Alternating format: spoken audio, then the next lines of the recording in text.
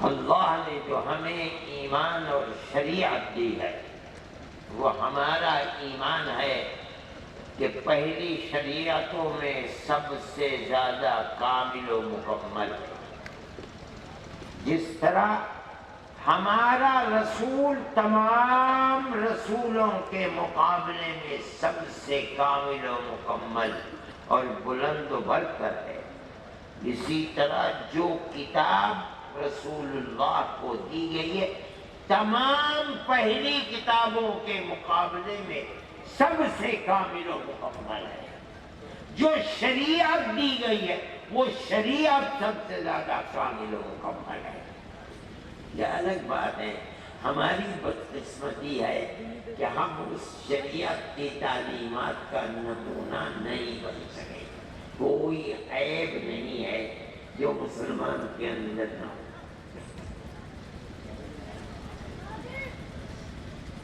یہ دوسری بات ہے، لیکن وہ شریعت جس کو شریعت محمدی کہتے ہیں، اس کا ایک ایک حکم یا قرآن سے ثابت ہے یا حدیث سے ثابت ہے۔ یہی دو بنیادیں ہیں، اللہ کی کتاب قرآن اور حدیث نبی کریم علیہ السلام نے جو کچھ ارشاد فرمایا۔ اب ساری دنیا میں ہوا چل رہی ہے، صرف ہندوستان ہی نہیں ہے، ایک طرف امریکہ اور دوسری طرف آسٹریلیا، ساری دنیا کے اندر ہر قوم اسلام کی روشنی کو مٹانا چاہیے۔ یہ صرف تنہا ہندوستانی میں چیز نہیں چل رہی ہے، آپ ساری دنیا کو دیکھ لیجئے، امریکہ کو دیکھ لیجئے، یورپ کو دیکھ لیجئے، افریقہ کو دیکھ لیجئے، آپ ایشیا کے ملکوں کو دیکھ لیجئے اور دائیں طرف چلیے پھر آپ آسٹریلیا کی طرف، آپ کو جہاں بھی مخالفت ملے گی اسلام کی ملے گی۔ جس ملک کے اندر بھی آپ کو کسی قوم کی چھاتی پر بندوق ملے گی مسلمان ملے گا۔ کیوں؟ میں آپ سے کہتا ہوں کہ ساری دنیا جتنا اسلام اور مسلمان سے ڈرتی ہے اتنا ایٹم بم سے نہیں ڈرتی۔ وجہ کیا چیز ہے؟ آج ہمارے ملک کے اندر کہا جا رہا ہے کہ مسلمانوں کے پرسنل لا کو ختم کر کے پورے ملک کو ایک لا یعنی ہندو لا کے پابند اور تابع بناؤ۔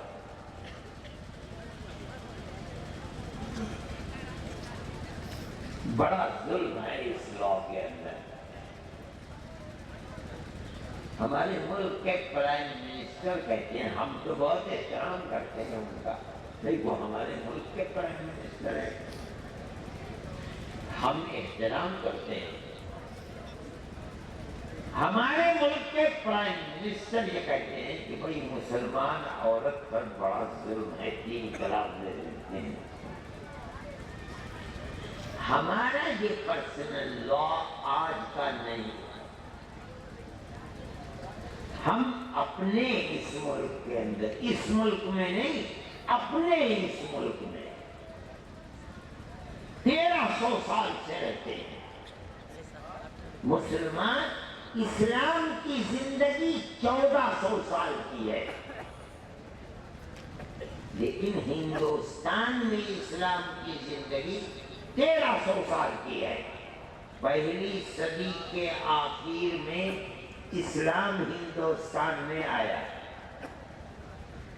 خشکی کے راستے سے سندھ میں اور کشتیوں سے مسلمان آئے کوکن اور کیرل میں۔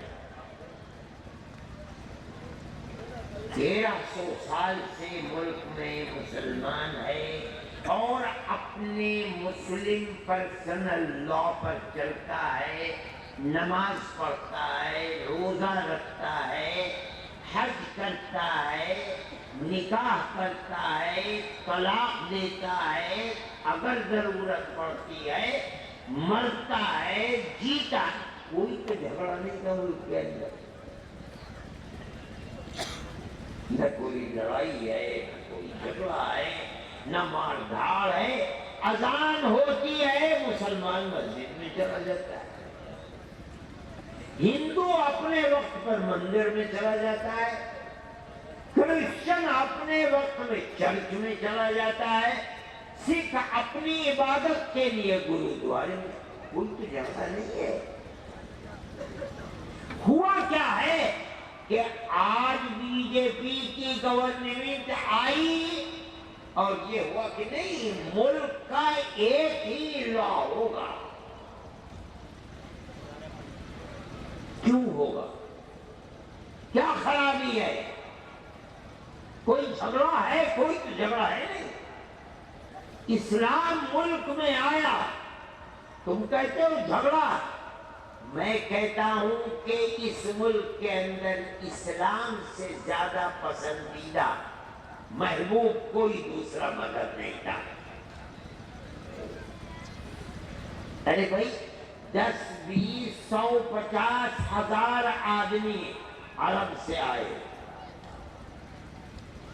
ہمارے ملک کے لوگوں نے انہیں، ہمارے باپ دادا پردادا، انہوں نے ان کو پرکھا، دیکھا، ان کے معاملات دیکھے، ان کا رہن سہن دیکھا، رکھ رکھاؤ دیکھا، اور دیکھ کر یہ فیصلہ کیا کہ بھئی ان سے اچھا کوئی آدمی نہیں ہے، ان کے دین سے اچھا کوئی دین ہے۔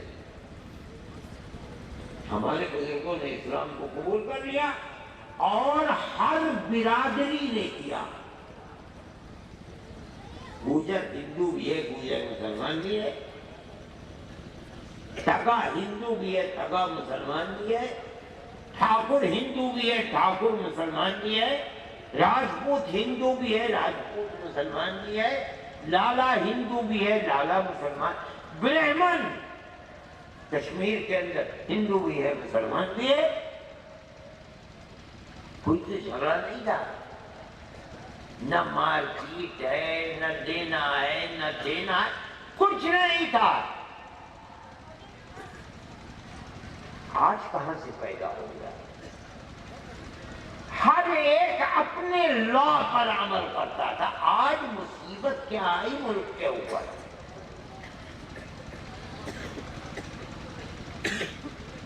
RSS کے ورکر کہتے ہیں کہ 20 کروڑ مسلمان اور 5 کروڑ کرسچن کو گھر واپس لاؤ۔ وہ بھی مانتے ہیں کہ مسلمان اور کرسچن کہیں باہر سے آیا ہوا نہیں ہے۔ ارے بھائی آپ امریکہ میں جاؤ، مسلمانوں کو تلاش کرو، ہر مسلمان کہیں باہر کا آیا ہوا ملے گا۔ آپ اٹلی میں جاؤ، یورپ میں، مسلمان کہیں باہر کے آئے ہوئے ملیں گے۔ آپ برطانیہ میں جاؤ، کہیں باہر کے ملیں گے، وہاں کے لوگ 1-8% مسلمان ہوں گے۔ ہم اپنے اس ملک کو کہتے ہیں اپنا ملک ہے، یہاں کا مسلمان کہیں باہر سے آیا ہوا نہیں ہے۔ ہماری شکل و صورت وہی ہے جو غیر مسلم کی ہے، زبان وہی ہے جو غیر مسلم کی ہے، ہمارا قد و قامت وہی ہے جو غیر مسلم کا ہے، ہماری تہذیب اور کلچر وہی ہے جو ہماری برادری کے غیر مسلم لوگوں کا ہے۔ ملک ہمارا ہے، ہم اس ملک میں ہمیشہ سے رہتے ہیں اور پیار و محبت کے ساتھ رہتے تھے۔ ایک گاؤں میں چھوٹا اپنے بڑوں کو چاچا اور تاؤ کہا کرتا تھا، بڑے اور اپنے چھوٹوں کو بیٹا، اس کا مذہب کیا، اس سے کوئی سروکار نہیں۔ یہ ہماری پرانی تاریخ تھی۔ اب زمانہ ایسا آیا، وہ کہتے ہیں نہیں، 20 کروڑ مسلمان کو اور 5 کروڑ کرسچن کو گھر واپس لاؤ. کیا مطلب؟ مسلمان ہیں انہیں پکڑ کر ہندو بناؤ. ایسا سمجھتے جیسے انہوں نے اپنی ماں کا دودھ پیا ہے. کسی مسلمان نے تھوڑی ماں کا دودھ پیا ہے. جو چاہیں گے کر لیں گے اور مسلمان خاموش بیٹھا رہے گا. اس کا مطلب ہے کہ گاؤں گاؤں گلی گلی کوچے کوچے مسلمان اور ہندو کا خون بہے گا. ملک میں آگ لگے گی. اچھا ادھر کچھ نہیں ہوا. کہا چل لو جہاد. مسلمان ہندوؤں کی لڑکیوں کو لے کر بھاگ رہے ہیں اور یہ ہے جہاد. لو جہاد. یہ مسلمانوں نے. ارے بھائی ہماری تو 70 سال کی زندگی مدرسوں میں گزرے. ہم نے تو کسی مدرسے میں لو جہاد کا لفظ نہیں تھا. خود یہ لفظ نکالا اور نکال کر مسلمان کے سر پر ڈال دیا. آواز اٹھی کہ مسلمان اور کرسچنوں سے ہندوستان میں ووٹ کا حق چھین لو. جس طرح فلسطینی اسرائیل کے اندر ہیں یا میانمار کے اندر مسلمان ہیں برما کے اندر, اس طرح 20 کروڑ مسلمان 5 کروڑ کرسچن کو ختم کر کے رکھو. اور سنیے, آدمی کہتا ہے گاندھی انگریز کا پٹھو تھا, ہم نے ہندو محاسبہ کا ہم نے قتل کیا ہے. ارے ظالم, گاندھی جی اگر انگریز کے پٹھو تھے, تو نے وہ تحریک آزادی وطن جو 1803 سے شروع ہو کر 1947 150 سال تک چلی, اور مسلمان ہندو کرسچن سکھ اپنی جانوں کو قربان, لاکھوں مر گئے یہاں تک کہ ملک آزاد ہوا. گاندھی جی کی زندگی کو تو نے 150 سالہ آزادی وطن کے جہاد کو آگ لگا دی, اور وہ کہتا ہے میں نے قتل کیا. تو پٹھو دے انگریز کے. اچھا میں کہتا ہوں تو اپنا نسب نامہ تو بتا, تو کون تھا, تیرا کیا کردار ہے, تیرے باپ دادا کا کیا کردار ہے ملک کی آزادی کے اندر؟ کوئی بولتا نہیں. ارے بابا ہم کہتے تھے گورنمنٹ گونگی ہے, کیا ہو رہا ہے؟ جن کے ہاتھ میں ملک نے ملک کی باغڈور دی ہے, آگ لگا رہے ہیں, بولتے کیوں نہیں؟ میں کہتا ہوں کہ ملک کی اکثریت ہندو اکثریت فرقہ پرست نہیں ہے, پیار و محبت کرنے والی ہے, ملک میں امن و امان کو چاہتی ہے. ورنہ جن لوگوں نے کہا تھا کہ انہیں گھر واپس لاؤ, اگر ہندو اکثریت اس کو پکڑ لیتی 1.5-2 سال پہلے ملک میں آگ لگ چکی ہوتی. مگر لوگوں نے کہا پاگل ہیں, ان کی بات پر توجہ مت کرو. 10-15 دن کے بعد آج کوئی نام لینے والا بھی نہیں. کہاں ہے گھر واپسی کا پروگرام؟ اگر اکثریت پیار و محبت کے ساتھ رہنے والی نہ ہوتی تو ملک میں آگ لگ چکی ہوتی. لوگ لے لیتے اس نعرے کو, مگر لوگوں نے کہا نہیں, پاگل ہے, چھوڑ دو. اسی طرح لو جہاد کا نعرہ اٹھا. لوگوں نے کہا کہ ووٹ سے محروم کر دو, مگر ملک کی اکثریت نے نہیں لیا, کنڈم کر دیا, توجہ نہیں دی. 2-4 دن میڈیا نے دھپڑی بجائی اور اس کے بعد وہ بھی خاموش ہو گئی. لیکن یہ تو خدا کا رحم اور کرم تھا ہندوستان کے اوپر. سوال یہ ہے کہ وہ نیتا اور وہ حکومت جس کے ہاتھ میں یہاں کے لوگوں نے باغڈور ڈالی ہے, سنبھالی ہے ملک کی, وہ کیوں نہیں بولے؟ ایک آدمی بھی نہیں بولا. میں کہتا ہوں اس کے 2 ہی سبب ہو سکتے ہیں. یا تو یہ سبب ہے کہ جو کہہ رہے ہیں صحیح کہہ رہے ہیں، دل ہمارا ہے، زبان ان کی ہے، کرنے تو جو کہہ رہے ہیں ٹھیک ہو رہا ہے، اور یا ڈرتے ہیں اگر ہم نے ان کی مخالفت کی تو ہمارا انجام بھی وہی ہوگا جو 70 سال پہلے گاندھی جی کا انجام ہوا تھا، اس لیے کرنے دو، اپنی جگہ بیٹھے رہو، اس کے سوا تو کوئی چیز ہے نہیں۔ اچھا نہیں بولے نہیں، ہم یہ سمجھتے تھے کہ ان کو بولنا آتا ہی نہیں ہے، لیکن ہمارا یہ خیال غلط نکلا۔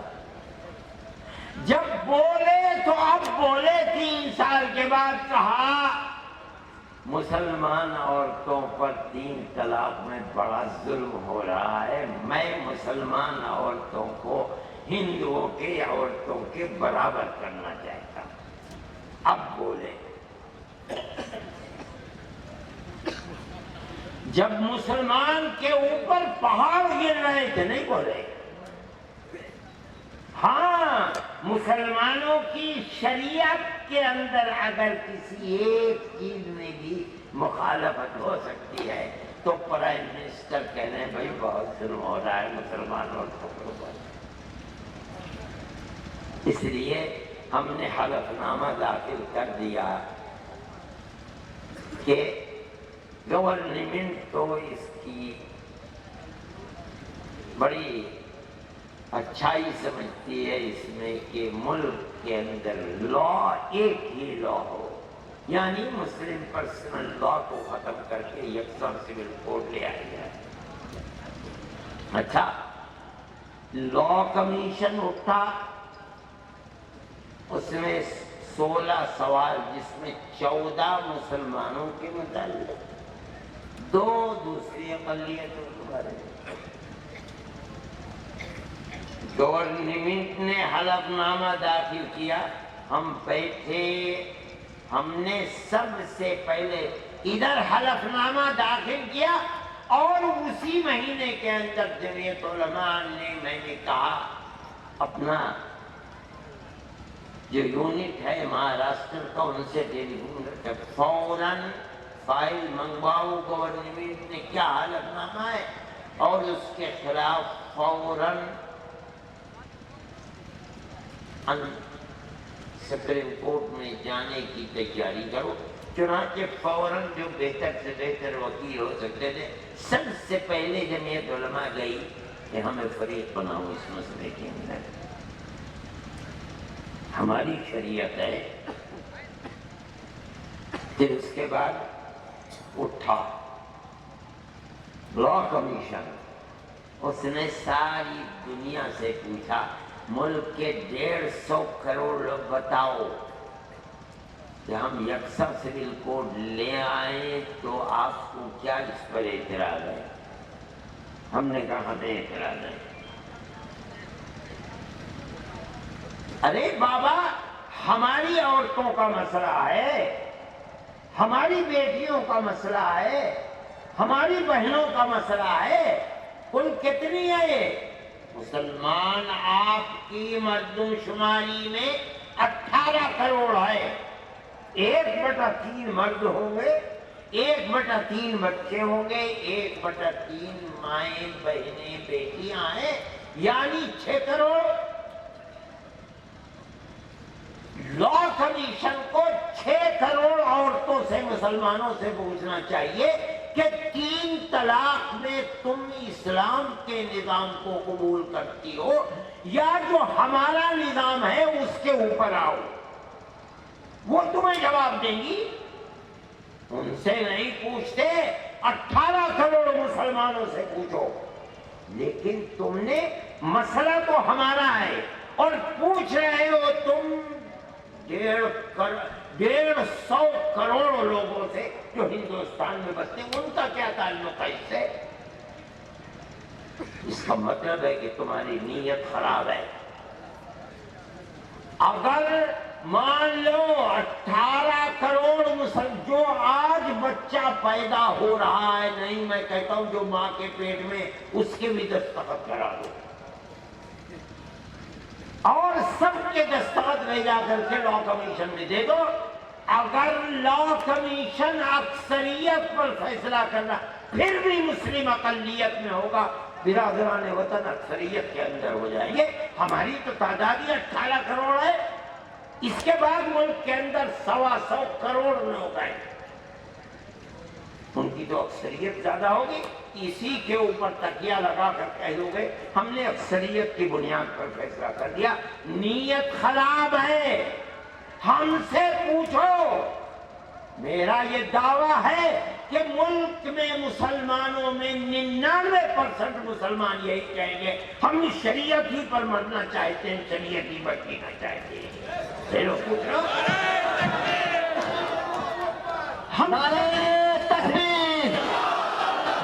جب نعرے تکبیر کرنے کا مطلب تو سوراخ میں گھس جایا کرو اور یہاں آ کر کے نعرے تکبیر اللہ اکبر. ارے بابا ہم سے پوچھو، ہم دیں گے جواب. معاملہ ہمارا ہے اور ہمیں پاگل بنا رہے ہو. پوچھتے ہو 150 کروڑ لوگوں سے، ہمیں منظور نہیں ہے. ہم دیں گے جواب. ہم نے بائیکاٹ کر دیا. مسلم پرسنل لا بورڈ نے تحریک چلا رکھی تھی پہلے سے، اس فیصلے سے پہلے سے. اس کی سب نے تائید کی اور وہ جتنے بھی ہو گئے بہت اچھی بات ہے، لیکن وہ موقوف نہیں ہے اس کے اوپر مسلم پرسنل لا. ہمارا تو پرسنل لا ہے. ہم اس ملک کے اندر 1300 سال سے اس لا پر چل رہے ہیں. کوئی جھگڑا نہیں، کوئی اختلاف نہیں.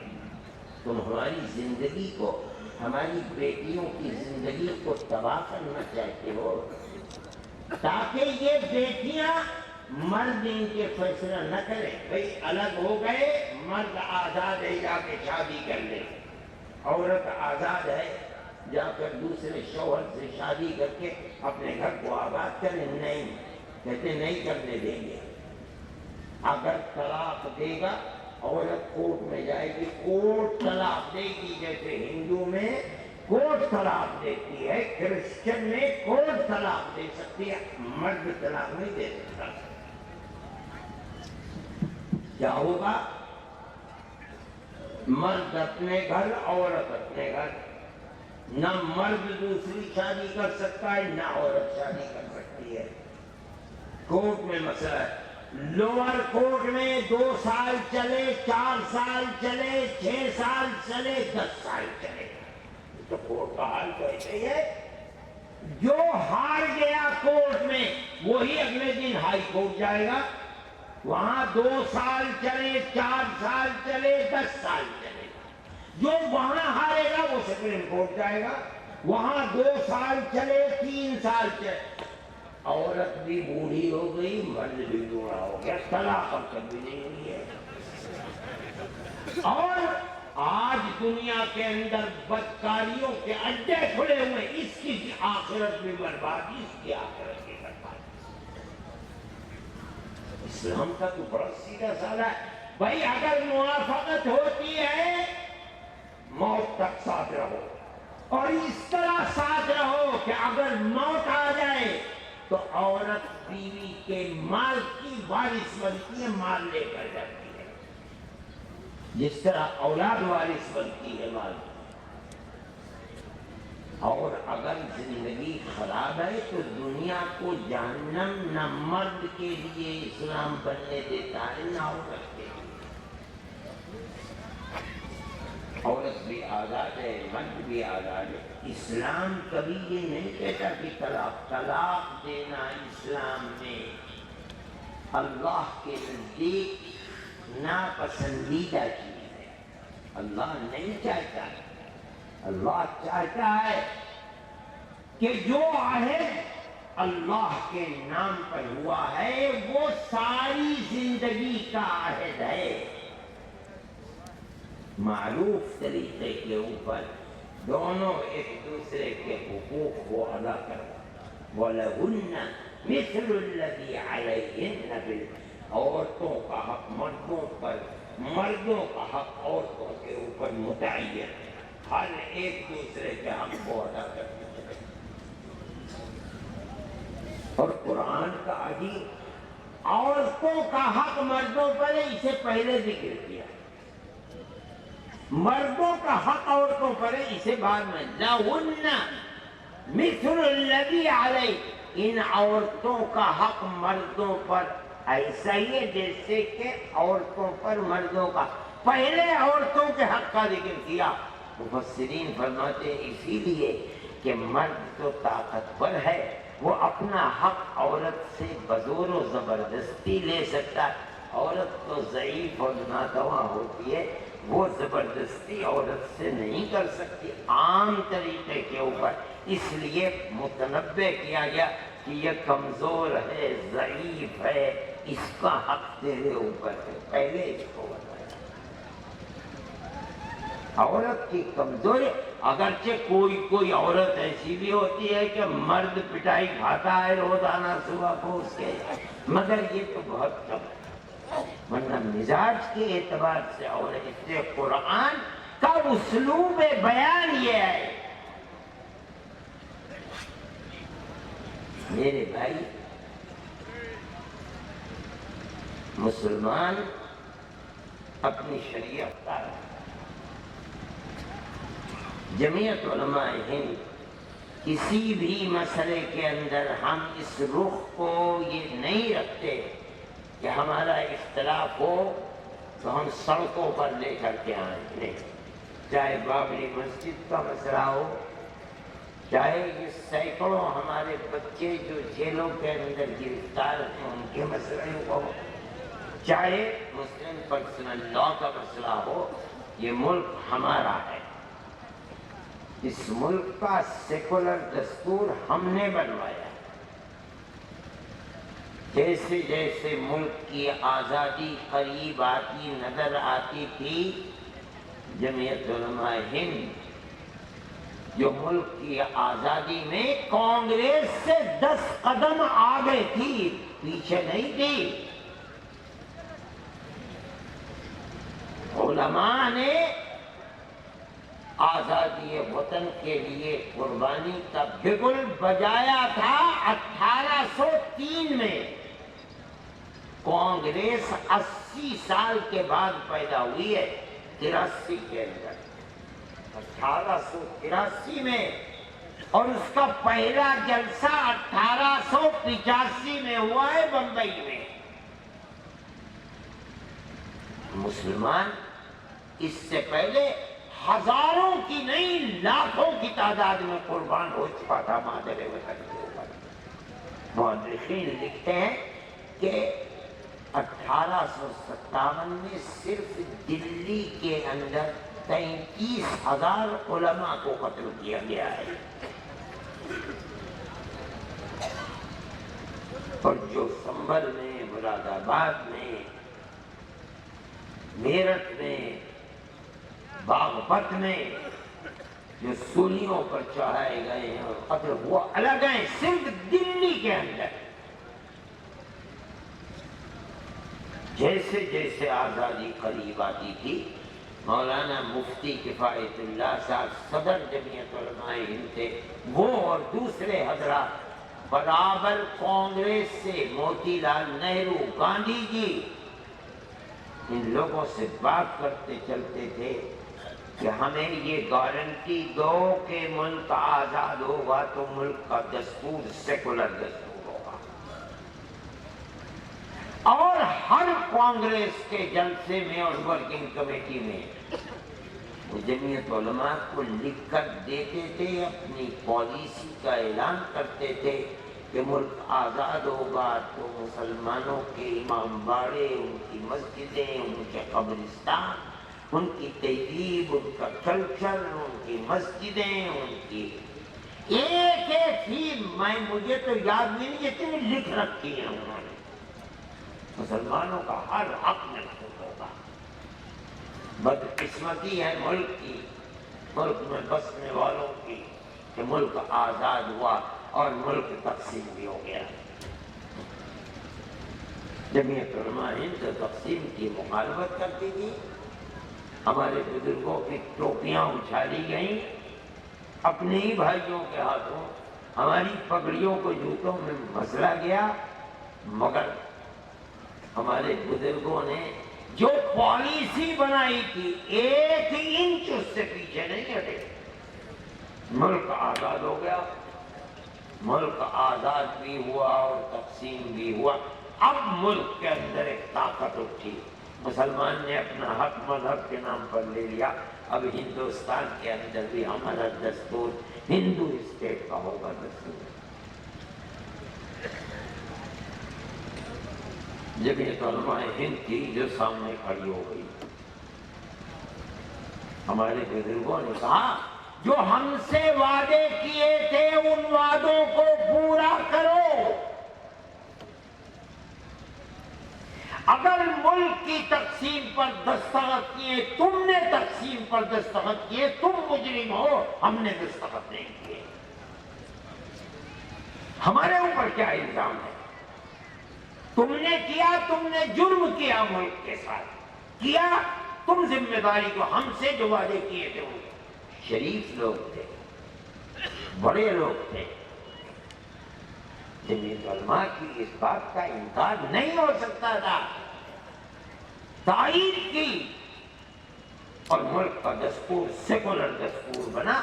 اقلیتوں کو زندگی کے حقوق دیے گئے، ہر اقلیت اپنے مذہب کے اوپر اسلامی یا غیر اسلامی مذہبی تشخص کے ساتھ ملک میں رہ سکتی ہے، بچ سکتی ہے، زندہ رہ سکتی، یہ سیکولر دستور کا دیا ہوا ہے۔ آج کی حکومت اسی سیکولر دستور کو آگ لگانا چاہتی ہے، ملک کو ہندو اسٹیٹ بنانا چاہتی ہے۔ ہم اس کے مخالف ہیں، لیکن ہماری مخالفت سڑکوں کے اوپر نہیں ہے۔ میں مسلمانوں سے ہر جگہ کہتا ہوں کہ اچھلنا، کودنا، ریلیاں نکالنا، آگ برسانا، شعلہ بیانی کی تقریریں کرنا کبھی اپنے حق کو حاصل کرنے کا ذریعہ نہیں بن سکتی۔ سمجھو، آج 3 سال ہونے کو ہیں، مسلم پرسنل لا کا موضوع کیوں نہیں اٹھا؟ جب یو پی، وہی یو پی جو ملک کو وزیر اعظم دیتی ہے، جب اس کا الیکشن آیا اور اس کے ساتھ ساتھ 4 ریاستوں کے الیکشن آئے، تب مسلم پرسنل لا ووٹ، مسلم پرسنل لا کے مسئلے کو اٹھایا گیا۔ کیوں اٹھایا گیا؟ جتنا مسلمان اس مسئلے پر کودے گا کوئی اور مسئلہ نہیں، اور جتنا مسلمان کودے گا ہندو ووٹ وہ اتنا ہی متحد ہوگا۔ جتنی ریلیاں نکالو گے، جتنی آگ برساؤ گے، جتنی گالیاں دو گے، ان کا مقصد حاصل ہے اور تم ناکام ہو، ناکام ہو، ناکام ہو۔ آگ مت برساؤ، یہ دیکھو کہ وہ طریقے کیا ہیں کہ جس سے تم اپنی منزل مقصود کو حاصل کر سکتے ہو اور پہنچ سکتے ہو۔ جو جماعتیں ہیں وہ کام کر رہی ہیں، سپریم کورٹ کے اندر جو بہتر سے بہتر وکیل ہو سکتے ہیں ان کو لے کر کھڑے ہیں اور آخری دم تک کھڑے رہیں گے اس لیے میں کہتا ہوں، جمعیت علماء ہند کے پلے فارم سے کہتا ہوں، اپنی زندگی کو ایسا رکھو کہ اسلام کا نمونہ تمہاری زندگی بنے۔ یہ تو ہے نہیں، دوسروں کو گالی دیتے ہو، ارے بابا تم دیکھو کہ تمہاری زندگی کے اندر اسلام کتنا پیوست ہے۔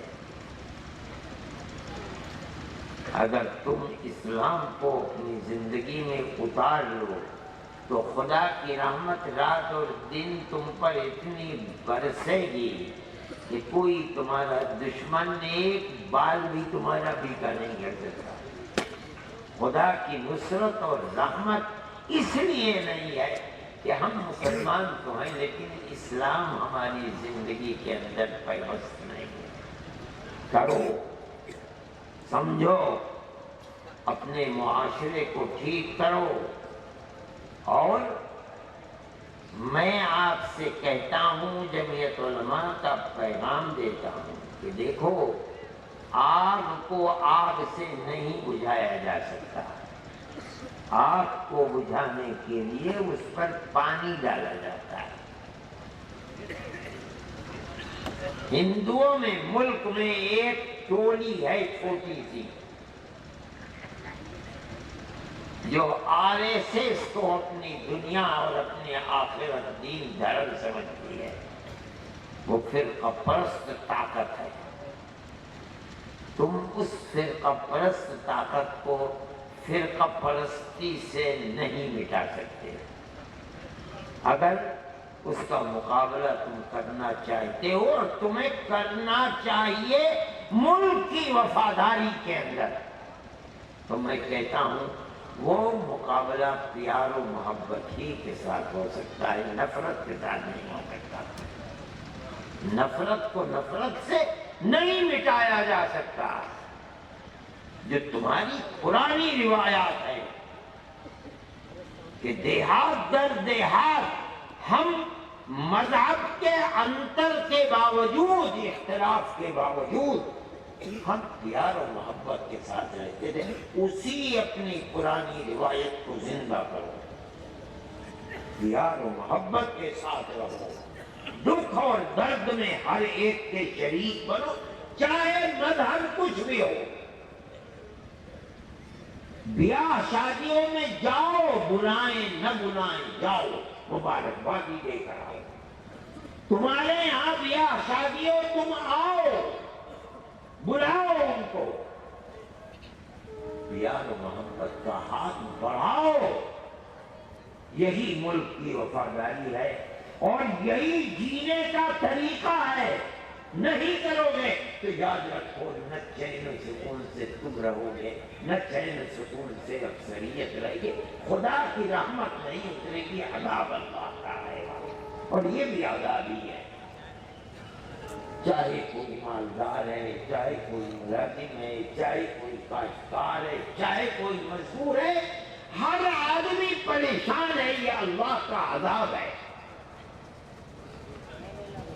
میرے بھائی، جمعیت علماء کا یہی پالیسی ہے، ہم اس میں کتنا کامیاب ہیں یہ تو اللہ جانتا ہے، کامیابی ناکامی اس کے ہاتھ میں ہے، لیکن جمعیت علماء کا مطالبہ ہندو اور مسلم ہر ایک سے ہے کہ پیار و محبت کے ہاتھ کو بڑھاؤ، جہاں ہو وہاں بڑھاؤ، کھیت میں ہو تب، بازار میں ہو تب، دکانوں میں ہو تب، اور گھر میں ہو تب، ہر ایک کے دکھ اور سکھ کے اندر شریک بنو، مددگار بنو، چاہے ہندو ہو چاہے مسلمان ہو، بغیر اس کے ملک کے اندر امن و امان نہیں ہو سکتا۔ میں آخر میں پھر آپ سب حضرات کا شکر گزار ہوں کہ آپ نے مجھے بلایا، اگرچہ آپ تک پہنچنا کوئی آسان کام نہیں ہے۔ میں صبح 9-10 بجے سے اس وقت تک بس چل ہی رہا ہوں، 3 گھنٹے تو کھڑے کھڑے مجھے تقریباً ہوائی اڈے پر گزر گئے، اس قدر رش تھا، کہیں دل رکھنے کی جگہ، لوگ زمین پر بیٹھے ہوئے تھے۔ میں 2-3 مرتبہ گیا، وہاں چھوٹا سا روم بنا ہوا ہے نماز پڑھنے کے لیے، وہاں جا کر کے بیٹھا، پھر مجھے خطرہ ہو کہیں جہاز چھوٹ نہ جائے، پھر اٹھ کر کے آیا، لیکن 3 گھنٹے بس کھڑے کھڑے گزر گئے۔ پھر اس کے بعد یہاں آیا تو اللہ اکبر، وہاں سے یہاں تک پہنچتے پہنچتے 4 گھنٹے۔ اب مجھے آ کے پہنچا ہوں، ابھی سے فکر ہے کہ 4 گھنٹے پھر لگیں گے پڑھنے کا، لیکن محبوب تک پہنچنا کوئی آسان کام تھوڑی ہے۔ آپ حضرات کی محبت اور عنایت پر میں یہاں آیا، مجھے بڑی خوشی ہے کہ آپ سے ملاقات ہو گئی۔ اللہ تمام ان حضرات کو جنہوں نے اس جلسے کے لیے کچھ بھی تعاون کیا ہے، اللہ ان کے تعاون کو قبول فرمائے۔ آمین۔ اور آپ سب حضرات جو اس جلسے میں شریک ہوئے، اللہ آپ کی دنیا کو بھی آباد فرمائے اور دین کو بھی آباد فرمائے اور آخرت کو بھی آباد فرمائے۔ دلوں کے اندر اپنے خوف کو پیدا فرمائے اور آخرت کا ڈر دلوں کے اندر اللہ پیدا فرمائے اور ہماری زندگی کو اسلام کا نمونہ بنا دے، ہمارے معاشرے کی اللہ اصلاح فرما دے، ہمارے جوانوں کی بھی اصلاح فرمائے، بچیوں کی بھی اصلاح فرمائے اور خیرات و برکات سے نوازے۔ صلی اللہ تعالی علی خیر خلقہ سیدنا محمد وعلی آلہ و اصحابہ اجمعین۔ نکاح